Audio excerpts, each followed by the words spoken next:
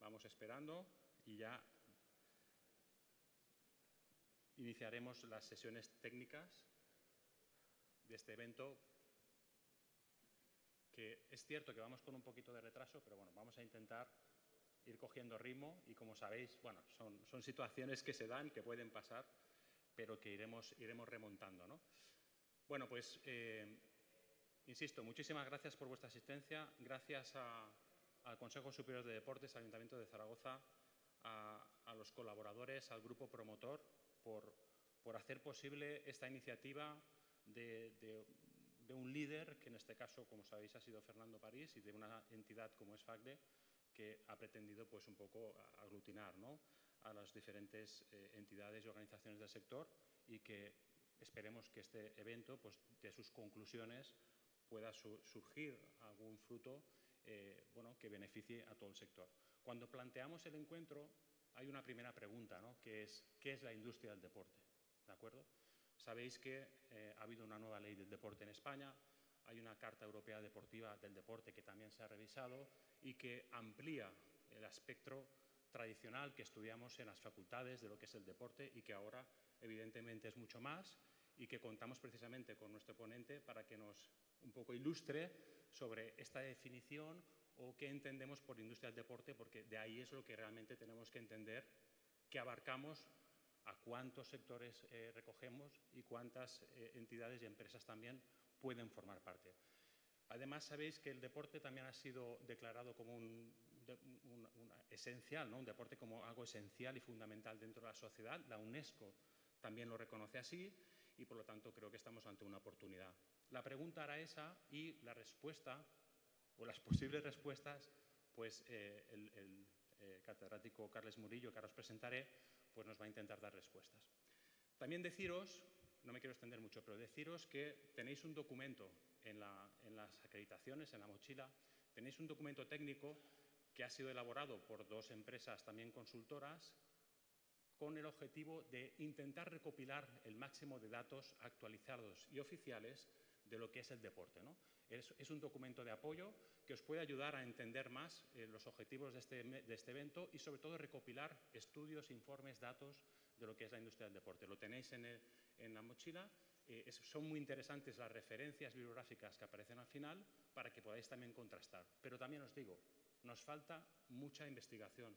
Todavía nos faltan muchos datos que puedan analizar y que puedan dar respuesta a qué es el deporte, y creo que también desde aquí es una llamada para que apoyemos la investigación y apoyemos el conocimiento de cuántas instalaciones hay reales en España, cuál es el impacto económico, etcétera. Queremos estudiarlo y queremos también verlo en este encuentro, y es por ello que hemos hecho estas sesiones. Bien, sin más, pues contamos con Carles Murillo Fort. Él es presidente de la Sociedad Española de Economía del Deporte, es fundador y director del Máster en Gestión Deportiva de la Universidad Pompeu Fabra, es catedrático de Economía de la misma universidad y es miembro de la Junta Directiva de Indescat en representación de la Universidad Pompeu Fabra durante 10 años. También forma parte del equipo de profesores del Centre d'Estudis de la Universidad de Pompeu Fabra, Sport Lab, especializados en medición del peso del deporte y del impacto de los grandes eventos deportivos. Él nos va a ilustrar, nos va a desarrollar esta ponencia titulada «Una visión de la industria del deporte en España». Esperamos que sea muy provechosa, estoy convencido, Carles. Muchísimas gracias por tu tiempo, por la oportunidad de escucharte y también por todo el trabajo que ha hecho previo de investigación, que me consta, y que estamos deseosos de escuchar. Una vez que él finalice, dejaremos un espacio para que podáis preguntar, por lo tanto, pues bueno, estar atentos y tomar nota por si también tenéis alguna duda o alguna cuestión luego a interpelarle. Muchísimas gracias, Carles. Adelante.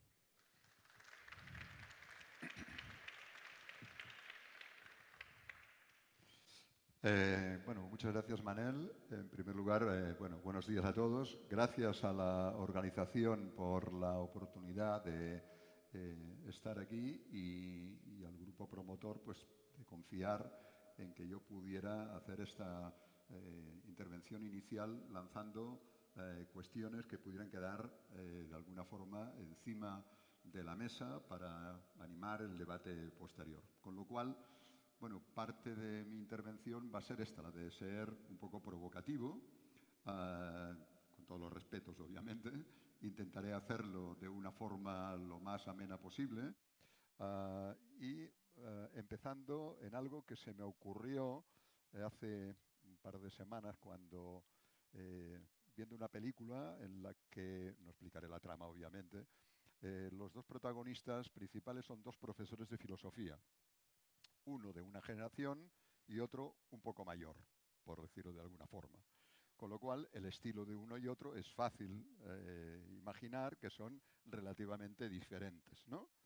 Y en algunos pasajes de la película, pues uno de ellos está dictando una clase en una facultad determinada, en una facultad de filosofía, y el otro pues también lo hace, pues, pero con otro estilo, con otra estrategia.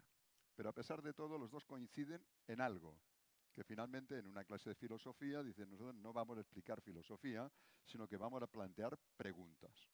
Bueno, pues yo no soy profesor de filosofía, soy economista, como dijo Manel, no soy profesor de filosofía, pero voy a formular preguntas, ¿no? Voy a formular preguntas con la intención de aventurar no una respuesta, porque normalmente en muchas preguntas y en estas en particular no hay la respuesta, sino hay posibles respuestas, y este será un elemento que luego convendrá reflexionar, debatir, analizar y discutir entre todos nosotros. Y también me permitiré pues, hacer alguna propuesta, ¿no? Para que no sea únicamente lanzar aquí la metralla al resto de compañeros y yo salir indemne de la contienda, ¿no? Voy a intentar hacer un poco de las dos cosas. Me han dicho que debería apuntar allá. Vamos a ver si funciona esto de la presentación. Ahí. Por lo tanto, la primera pregunta, como ya avanzaba Manel, es, bueno, antes de preguntarnos qué es la industria del deporte, nos deberíamos preguntar qué es el deporte. Y para hacerlo, yo voy a recurrir a tres argumentos, ¿no? Es decir, que digo, yo no tengo la definición. Además, yo creo que todos los que estamos aquí tenemos una definición en la cabeza, la académica, la práctica o la ad hoc. Pero voy a hacerlo, como digo, en base a tres conceptos. Primero, bueno, una referencia de algunas personalidades que seguramente nos suena y habremos entendido de qué hablaban cuando hablaban del deporte. Bueno, la segunda, la pregunta será ¿qué es la industria del deporte? La tercera, bueno, este mapa de agentes, ¿eh? Ya anticipaban antes, esto cada vez es mayor, el mapa es más amplio, hemos de delimitarlo, no hemos de delimitarlo. Y finalmente, la pregunta clave que tiene que ver con el clúster, el deporte y la política de clúster, ¿estamos suficientemente preparados? Bueno, pues vamos allá. Vamos con la primera.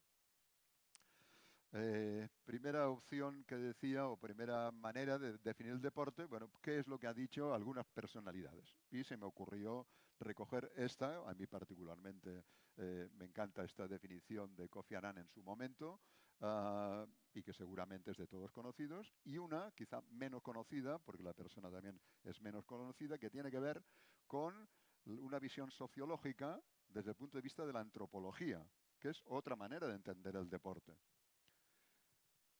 La autora, Carolina Paz, es una socióloga chilena que ha escrito mucho sobre temas de antropología y de sociología del deporte, como digo, menos conocida, es una autoridad en la materia, pero me parece que tanto una y otra ponen encima de la mesa elementos complementarios, distintos, y yo puse dos y podía haber puesto 25 definiciones. No se trata de esto, pero de cualquiera de estas dos acepciones del deporte que hacen cualquiera de estas dos personas.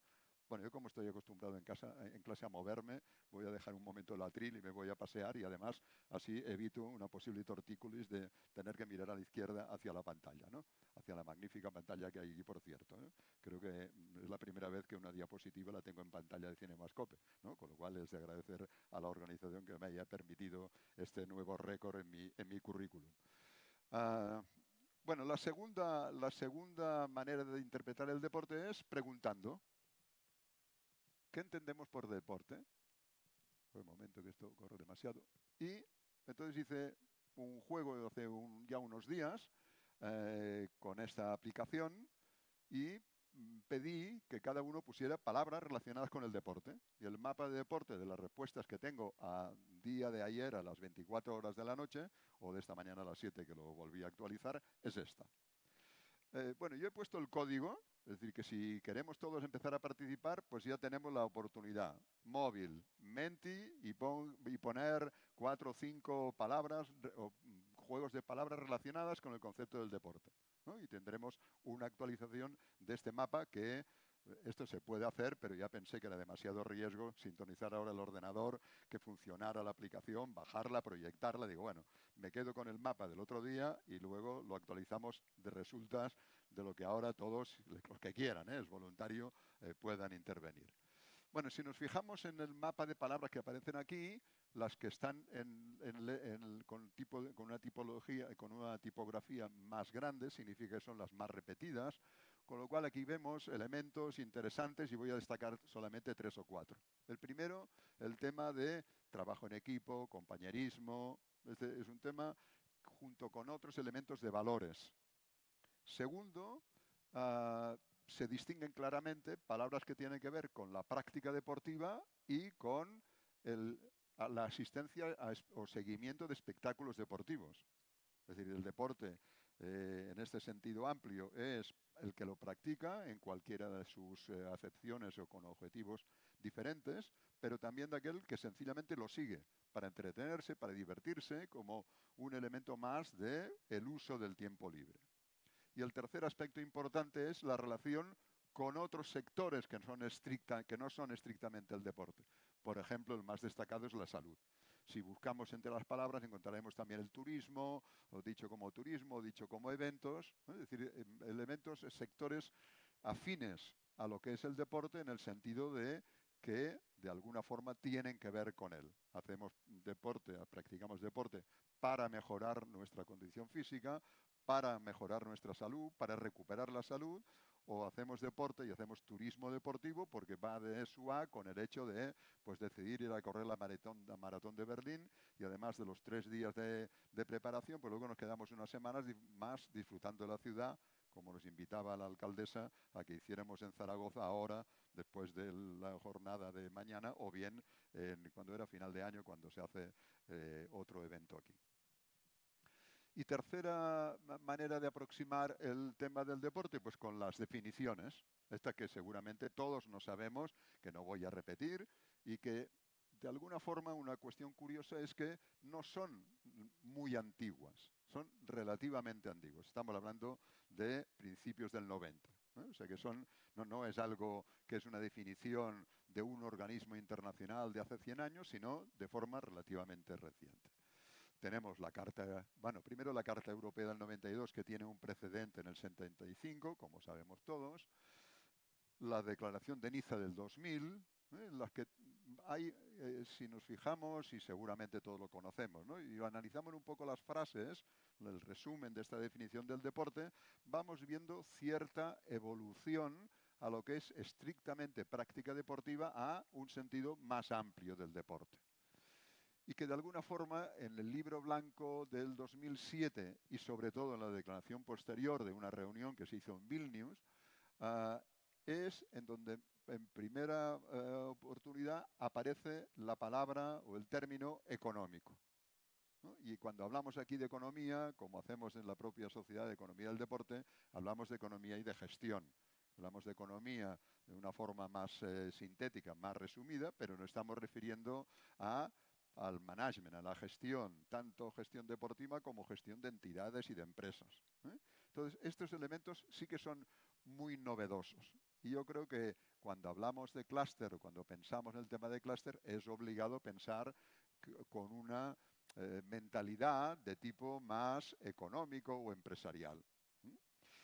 Por esto saco a colación este tercer tipo de consideración. Vamos a ver el siguiente. Vale.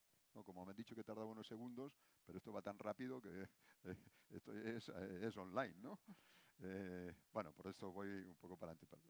De la declaración de Vilnius se desprende algo que sí que nos interesa mucho aquí para ver si lo que entendemos por deporte o lo que luego vamos a entender por industria, ¿a qué se refiere? ¿No?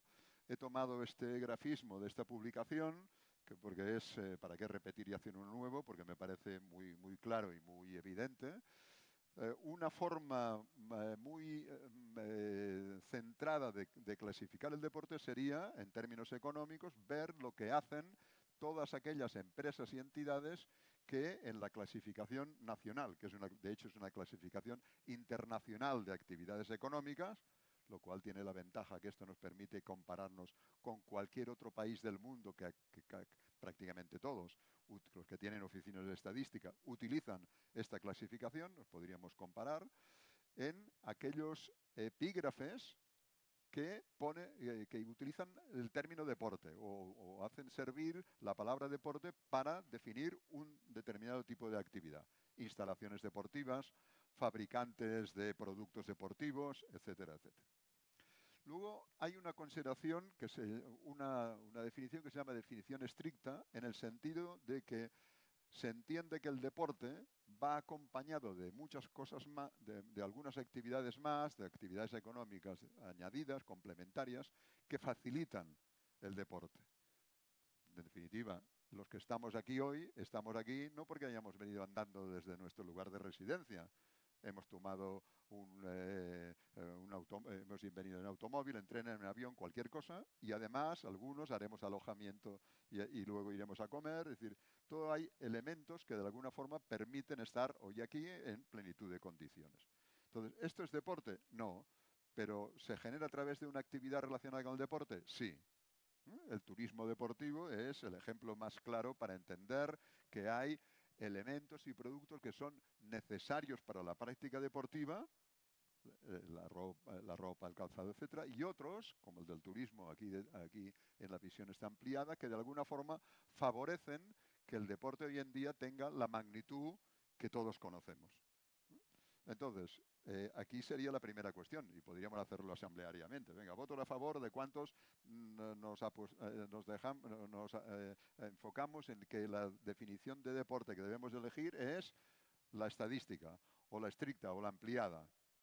Bueno, como no voy a hacer únicamente pregunta a todos los presentes, sino yo también me haré pregunta a mí, si quieren mi opinión, pues yo me apunto a la tercera. Es decir, ¿para qué ponerle fronteras al campo? Porque en definitiva la concepción más amplia del deporte es lo que más nos va a beneficiar en el sentido, en diferentes formas y en diferentes sentidos al sector deportivo. Con lo cual, todo aquello que tenga que ver con la actividad deportiva en la práctica, en el espectáculo, etcétera, para favorecerlo, para hacerlo más interesante, comunicándolo mejor, por lo tanto que se nos conozca más, de alguna forma es lo que creo que hemos de entender como concepto del deporte.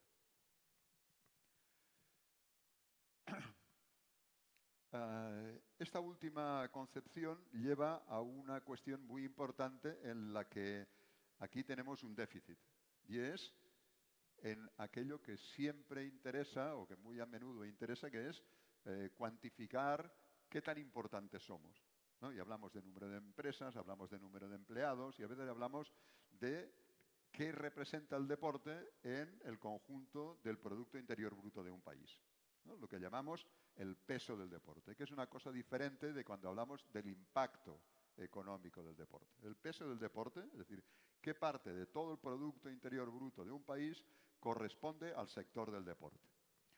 Bueno, pues por poner, no me voy a detener en las cifras, por poner una cifra de una institución que lo hace esto regularmente con datos a nivel mundial, pongo la referencia por si alguien quiere seguirlo como curiosidad, pues bueno, pues es una, no millonada, billonada en dólares americanos, ¿no? Y a nivel europeo, ¿qué es lo que pasa?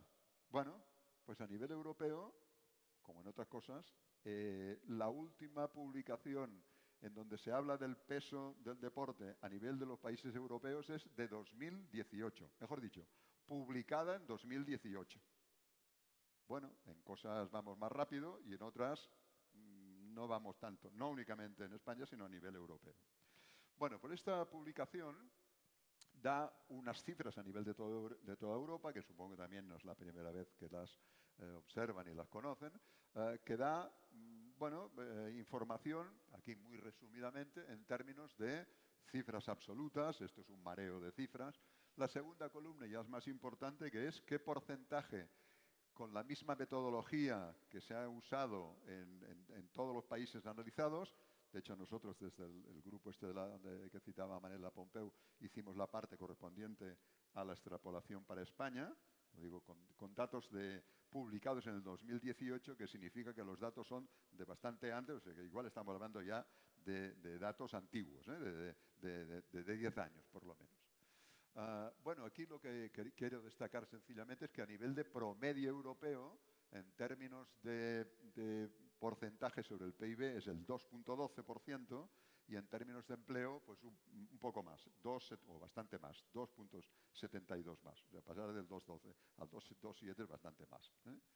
Y a nivel español, pues es el 1,44 en términos de contribución al PIB y de 1,50 en términos de empleo. Como digo, estos datos de aproximadamente de hace 10 años.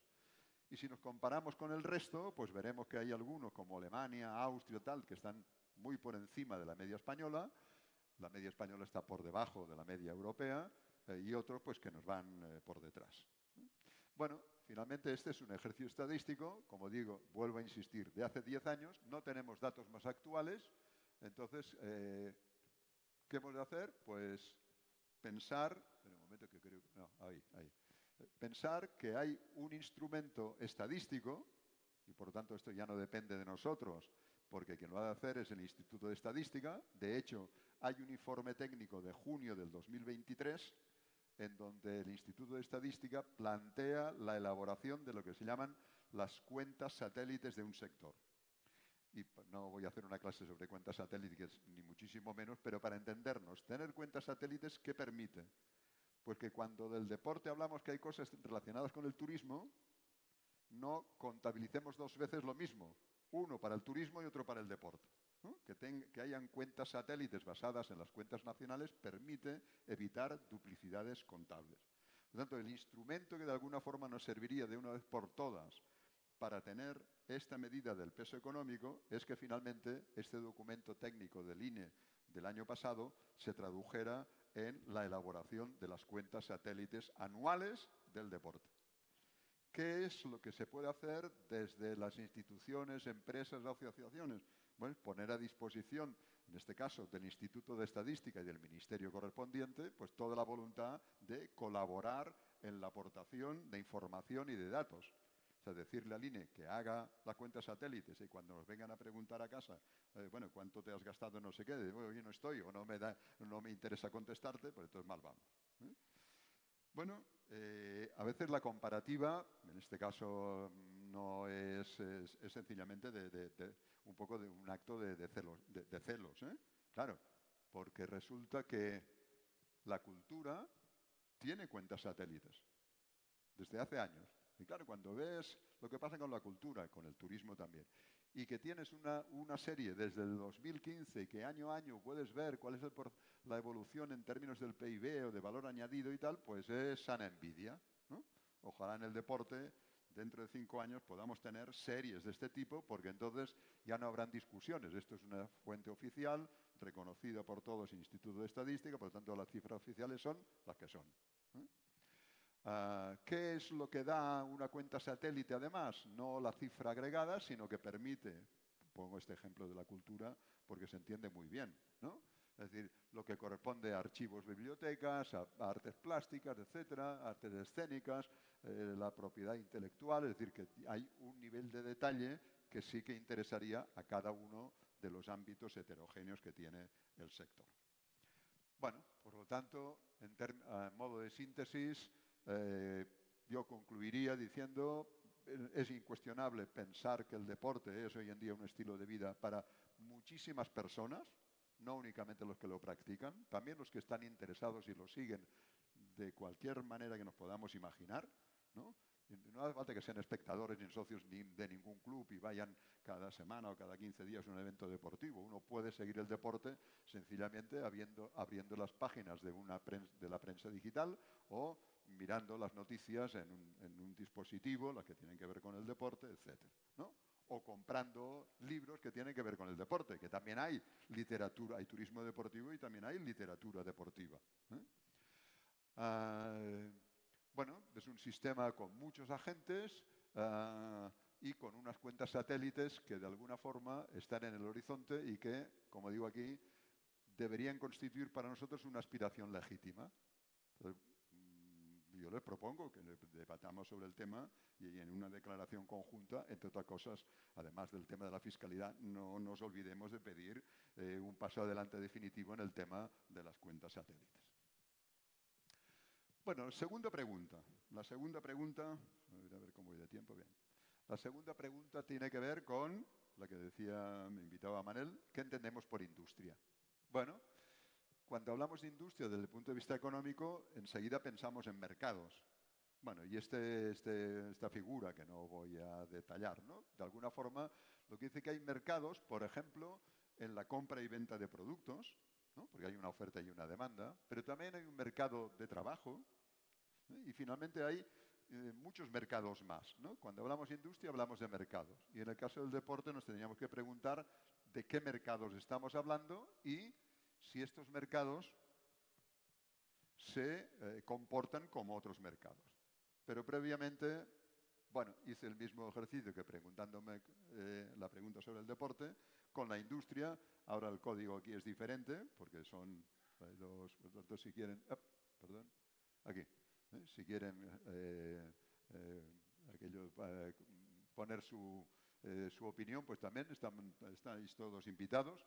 Y aquí, claro que esto cambia mucho respecto a lo anterior, ¿no?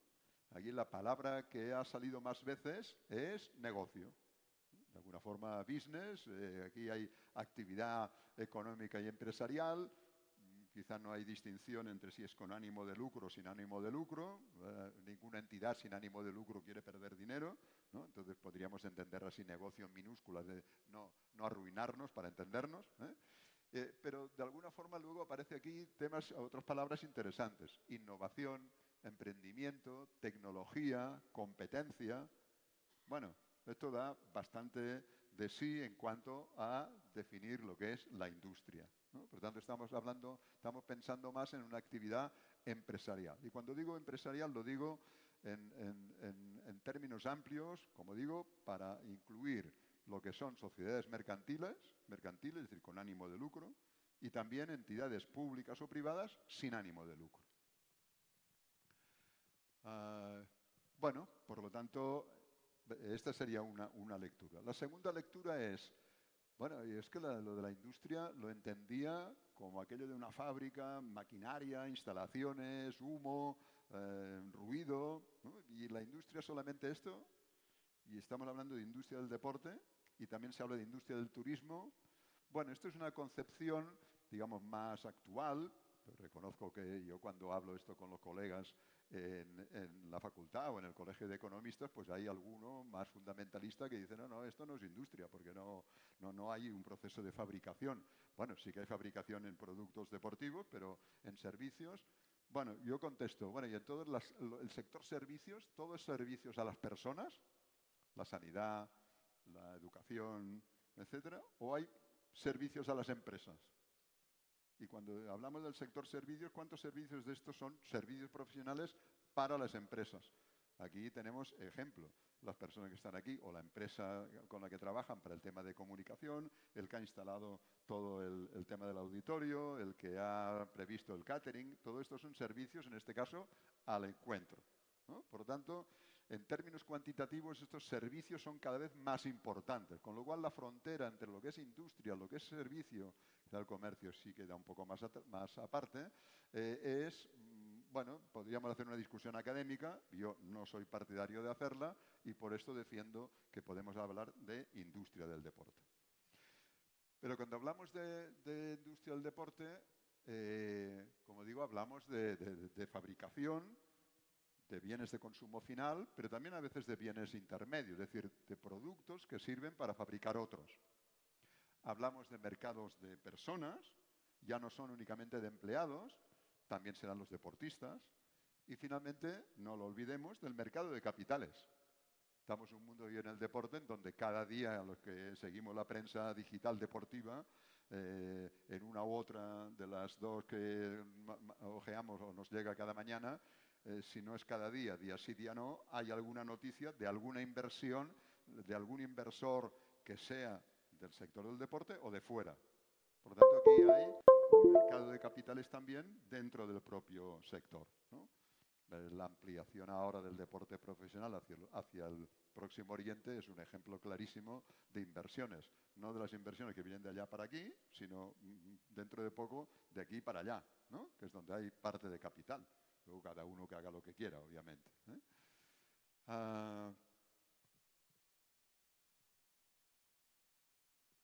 Bueno, de hecho, la pregunta sería, ¿y estos mercados funcionan como los mercados en cualquier otro sector?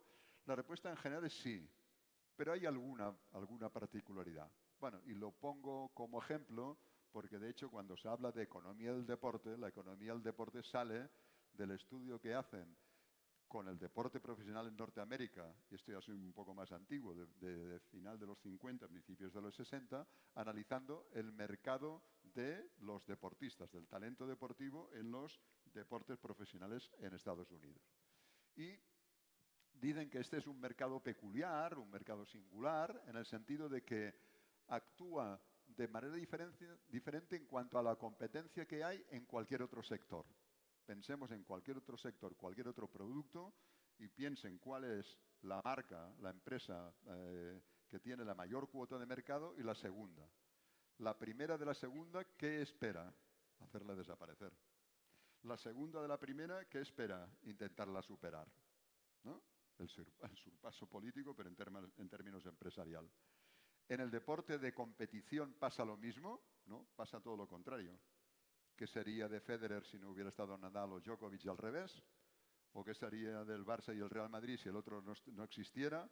Etcétera, etcétera. Es decir, que esta competencia es la que genera mayor demanda y, por lo tanto, todos salen beneficiados. Esto no es lo que pasa generalmente. Por eso decimos que es una empresa, un mercado peculiar. Y en el tema del talento, lo mismo.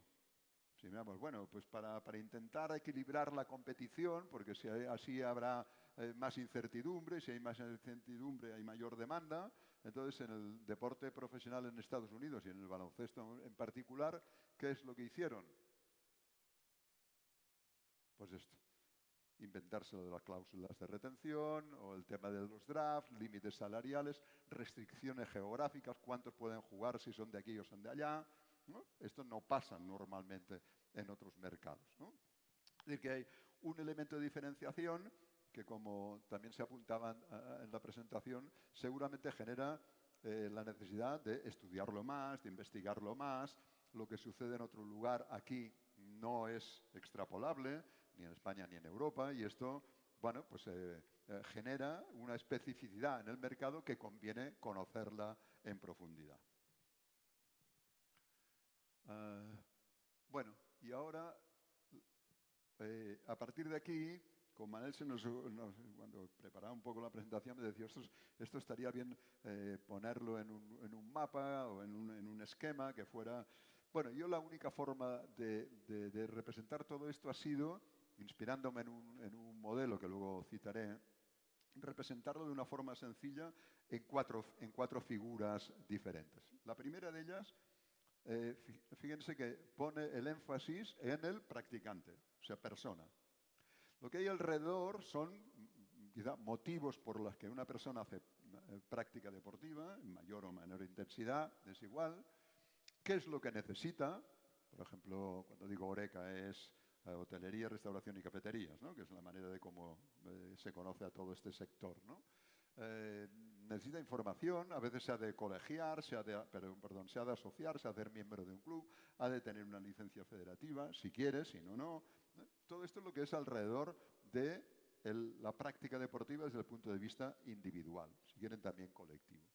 Y lo que hay alrededor, a la derecha y a la izquierda, en estos rectángulos, serían entidades, tipo de ámbitos a los que les interesa esta práctica deportiva, pues para ofrecer un servicio, para facilitarles las cosas, desde el tema de equipamiento, desde el tema de de aplicaciones de dispositivos móviles, etcétera. Por lo tanto, aquí vamos configurando un mapa de actividades y de agentes en el sector muy importante.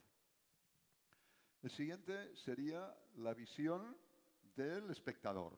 Espectador, fan, seguidor. Vuelvo a insistir, no es el que es socio de un club de toda la vida como yo, sino el que lo puede seguir pues, por puro entretenimiento y ahora lo sigo y ahora me canso, también sirve. Cualquiera de estos, a su vez, tiene o genera todo un ámbito de interés, que es lo que está a la derecha y a la izquierda, y alrededor en donde puede, de alguna forma, concretar esta afición, siguiendo una liga, participando en una competición, siguiendo una competición, yendo a un evento como espectador, comprando algún recuerdo que tenga que ver con el equipo, con el club, con el deportista, etcétera, etcétera.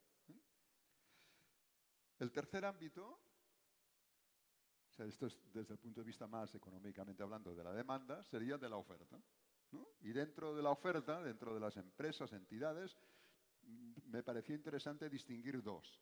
La que son propiamente fabricantes de productos, de elementos tangibles, ¿no? Aquí tenemos con Afidat una buena representación y que de manera sintética pues, se me ocurrió decir, bueno, pues qué tipos de, seguramente me dejo alguna, bueno, yo hurgué un poco la página web para si me dejaba alguna, ¿no? Y les decía, bueno, lo de los vehículos, me saltó la duda si una bicicleta es un vehículo o no. Fui a Line, fui a Afidat, digo, tanto Line como Afidat, la bicicleta la consideran un vehículo. Pues venga, vehículo, etcétera. Y lo mismo, y alrededor, pues, digamos, los agentes que de alguna manera están interesados en esto y ahí pues se junta la demanda con la oferta y se equilibra o no, pero bueno, hay toda una parte de relaciones entre unos y otros. Y finalmente, y no menos importante, es la provisión de servicios.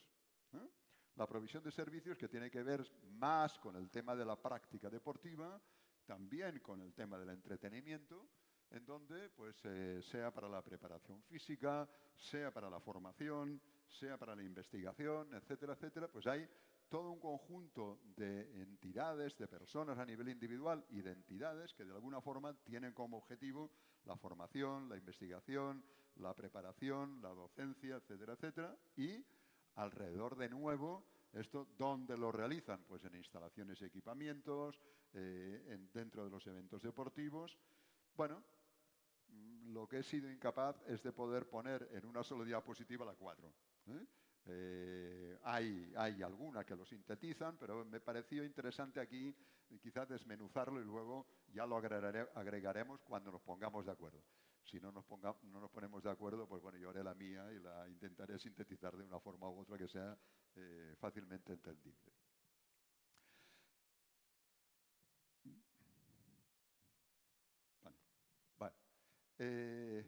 En estos Best Howard son estos que publican, estos del Global Insight anualmente, tienen una publicación en la que me resultó interesante ver que al final dicen, ¿y nos hemos olvidado de alguien?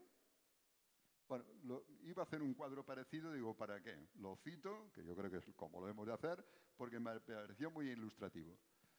Y recordé que en los congresos de Economía del Deporte hace 2 años se invitó a la asociación de, ahora no, igual lo digo mal, de la gente que construye equipamientos deportivos, ¿no? O sea, arquitectos, aparejadores, etcétera. Que de alguna forma, claro, mientras ellos están metidos en el sector del deporte, nos evitamos situaciones como aquella que me ocurrió a mí como estudiante haciendo un examen en Barcelona, en la escuela de lo que ahora es la Facultad de Económicas, ¿no? Que arquitecto, no sé, alguien si de ustedes lo conoce, en una instalación arquitectónicamente, yo creo que tuvo algún premio, pero los exámenes de junio era un desastre, porque para dar luz habían unas grandes claraboyas en el techo. Cuando esto en el mes de junio, aquella claraboya, además de dar luz, lo que da es, hace efecto lupa, pues como te tocara un asiento en donde aquello te inspiraba, lo que tenías que pedir es por favor, porque se tenía que pedir por favor, pues si no igual te expulsaban del aula, que te pudieras cambiar del asiento porque aquello era, o sea, no se podía resistir, aquello estabas a 40 grados haciendo un examen, ¿no? Muy bien arquitectónicamente, pero no estaba pensado para los usos, ¿no? Yo creo que en esto se ha evolucionado muchísimo, pero bueno, entonces esto lo hemos de considerar dentro del deporte o no. O se citaba antes el sector del entretenimiento que es relacionado con el tema de los videojuegos electrónicos, sean de base deportiva o no, sean el FIFA o sean el Fortnite. ¿Vale? Pues otro problema que podemos tener encima. Y como estos, muchos más que me parece como interesantes para debatir y para finalmente tomar una decisión. Bueno, y esto me lo voy a saltar, porque me dicen que son 5 minutos, y voy a la última parte de la intervención que tiene que ver con el tema del clúster. De nuevo, una pregunta, si estamos preparados o no. Entonces nos tenemos que preguntar, bueno, ¿esto para qué sirve? ¿De qué va? ¿Cómo funciona? Bueno, sin anticiparme a lo que son las... Aquí, no, los pongo los tres porque el orden que tenía previsto es que salieran por orden cronológico y en la diapositiva no ha salido. Pero bueno, voy a hacer un rápido repaso sobre esto para tampoco no comerme lo de la mesa que tiene que ver con clúster, ¿no? Bueno, estas tres personas son tres personas que históricamente, cuando se habla de clústeres, debemos hacer una reverencia y debemos preguntarnos qué decían.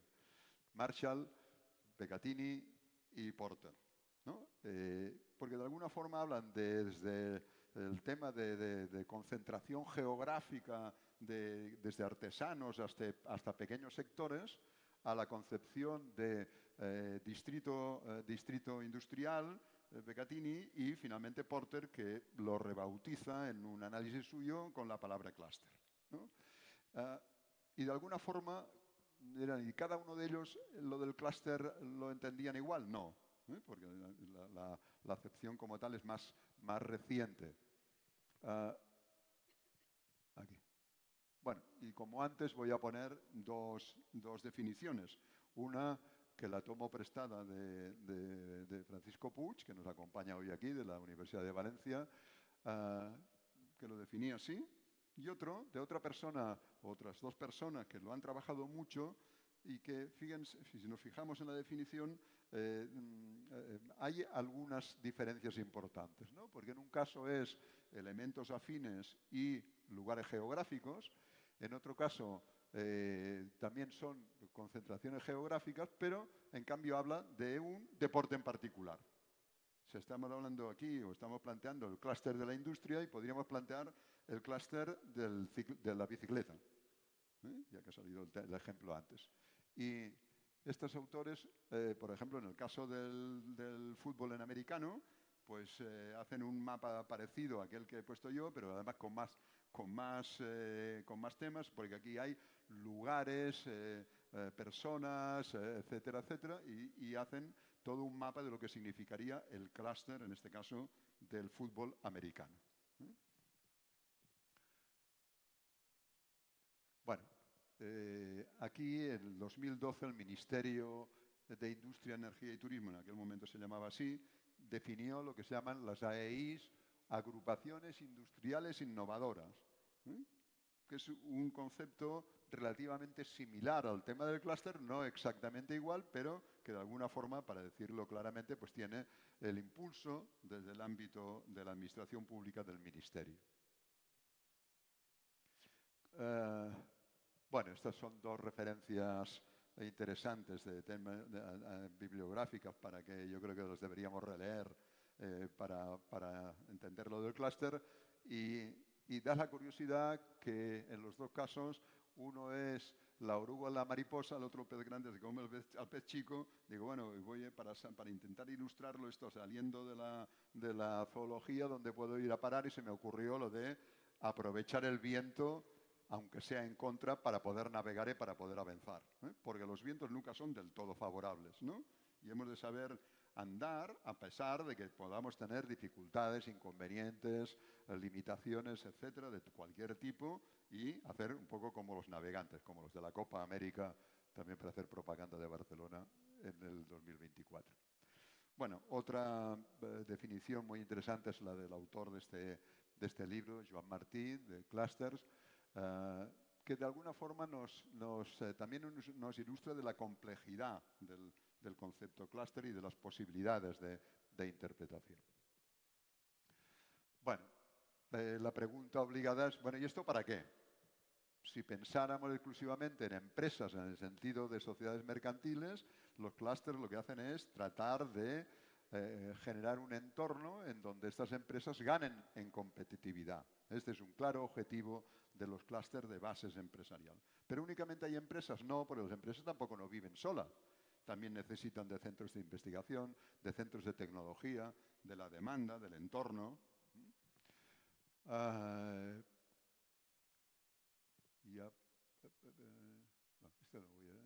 Bueno, y entonces la penúltima pregunta es, bueno, pasamos la prueba del algodón en el sentido de vamos a hacer examen, vamos a mirarnos a nosotros mismos y en qué situación estamos, ¿no? Y para mí, algunas preguntas importantes son las siguientes. Primero, ¿hay masa crítica suficiente para pensar que el deporte tiene sentido que tenga un clúster a nivel nacional o regional? ¿Hay concentraciones empresariales desde el punto de vista geográfico y temático?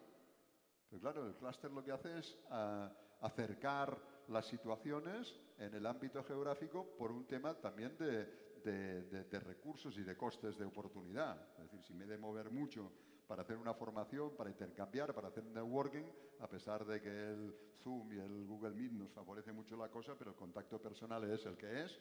Pero esto, a nivel de territorial muy grande, ¿esto es factible, es posible? ¿Cuál es nuestra conexión con las cadenas de valor y con otros clústeres afines? Una de las experiencias que yo he vivido en el clúster en Indescat en Cataluña es que en un momento determinado se pasaron de hacer actividades solamente del clúster Indescat a hacer otras actividades mucho más interesantes con otros clústeres. O sea que la política interclúster acababa siendo un instrumento muy potente para conseguir las fines, en este caso del clúster en Cataluña. Y finalmente, otro elemento muy importante es que todo esto requiere un equipo de profesionales en la gestión que estén, algunos de ellos dedicados en exclusiva al tema este. Esto, con el buenismo y con el voluntarismo no se termina, avanzaríamos poco. Bueno, luego hay el tema del apoyo de la política pública, pero esto ya sería otro tema. Bueno, y para terminar, voy a centrarme en esta, que es la última, en el cómo.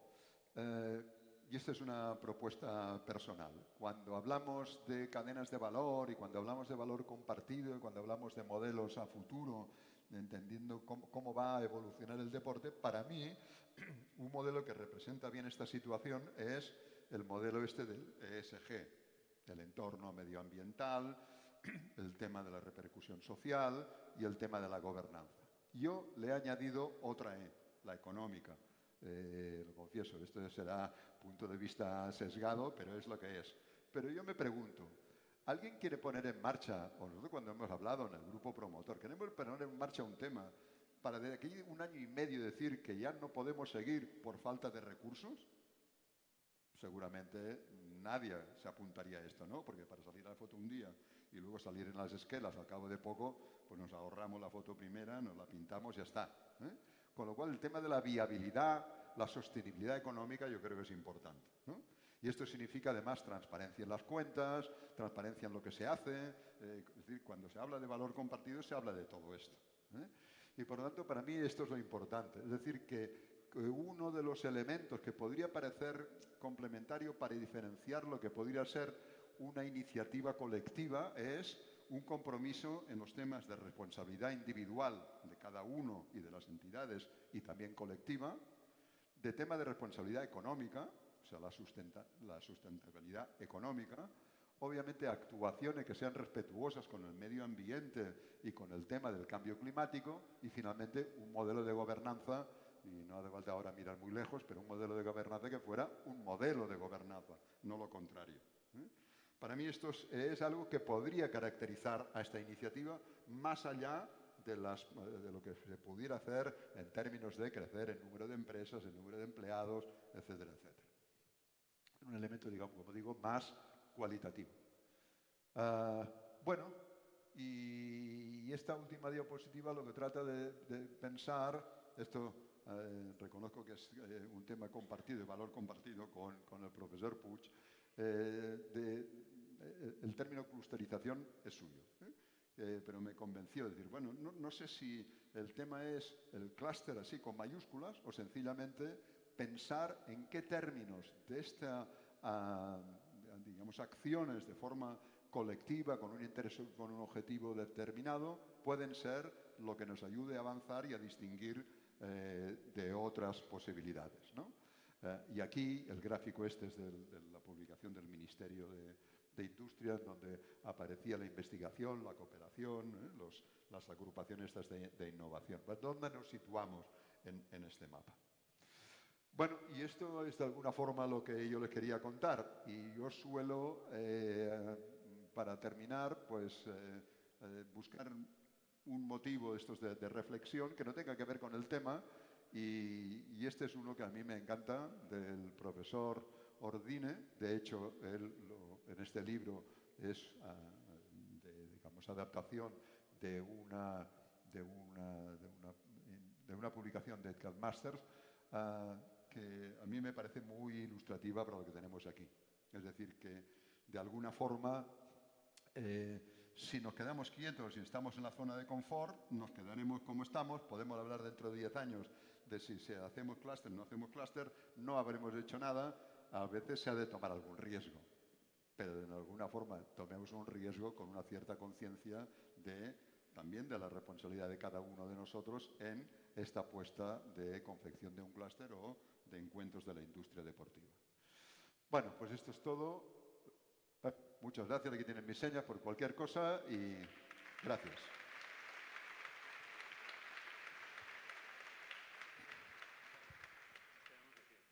¿Sí?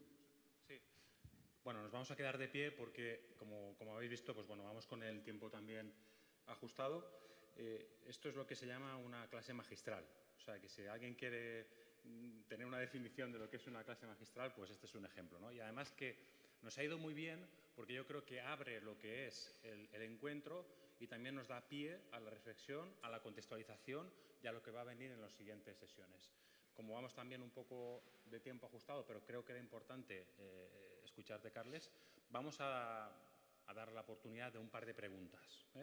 Si tenéis alguna pregunta, por favor, podéis levantar la mano. Yo creo que para una o dos preguntas creo que sí podemos tener tiempo. Entonces, venga, animaros. ¿Ha habido alguna referencia por ahí, personal? ¿No? ¿No queréis preguntas?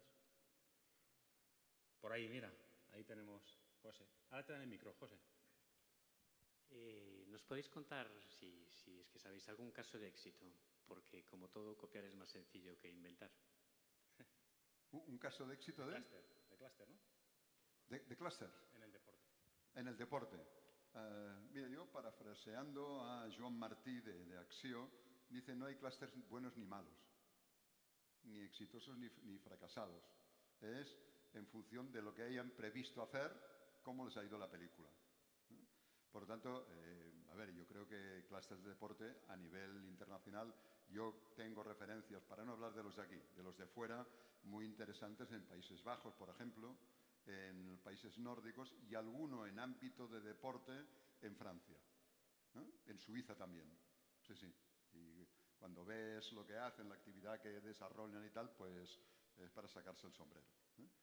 Bueno, es una cosa que estuvimos comentando y yo creo que en algún momento hacer algo más concentrado en clúster y ver buenas prácticas, ¿no?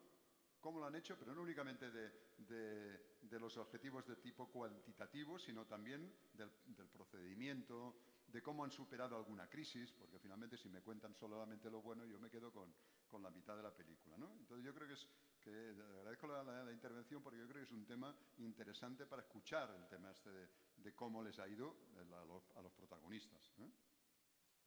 Muy bien. Pues yo sí que voy a hacer una. Es un poco personal, Carles, o sea que estás también, si no quieres no contestas. No, no te asusto, pero sí que, a ver, has tenido que utilizar 4 diapositivas para contextualizar lo que es el deporte hoy en día, con lo cual eso implica que hay muchos agentes, que hay muchos ámbitos, etcétera. ¿Tú crees que en España hoy en día, con la repercusión que está teniendo el deporte, es necesario hacer algo que de alguna manera nos una o que construya puentes hacia objetivos comunes?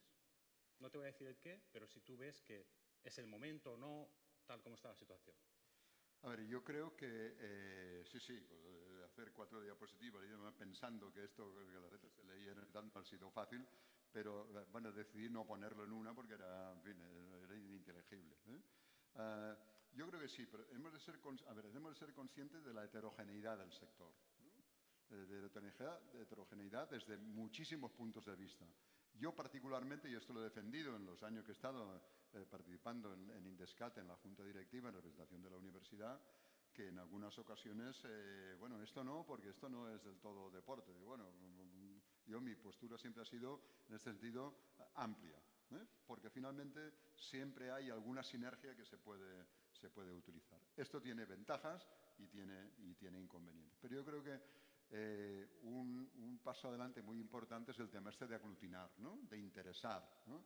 A veces en las reuniones que hemos tenido el grupo promotor nos ha sucedido lo mismo. Y esto es bueno. Finalmente dije, bueno, pues igual vamos a hacerlo en fases sucesivas, ¿no? Bueno, pues es una estrategia.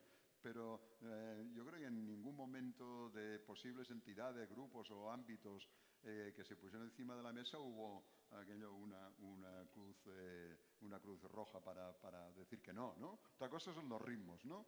Porque es verdad, una organización cuando nace también es importante marcar los ritmos que de alguna forma repercuten en el modelo de liderazgo y de gobernanza de la propia institución. Esto es, ahora voy a exagerar, pero bueno, ya que me hace la pregunta, casi tan importante como fijar los objetivos.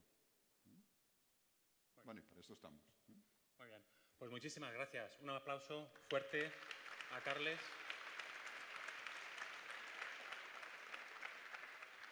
Y con esta intervención, pues damos paso a la siguiente sesión. Jesús, muchas gracias.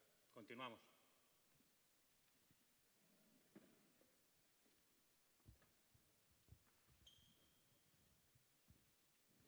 Gracias, Carles. Gracias, Manel. Bueno, vamos al siguiente formato, la segunda sesión. Hemos pasado un formato de ponencia, ahora un formato de entrevista. Y para esta entrevista tenemos a una entrevistadora de lujo, a Milagros Díaz, que es la vicepresidenta de FACDE y también presidenta del Círculo de Gestores de Madrid. Así que cuando queráis, adelante.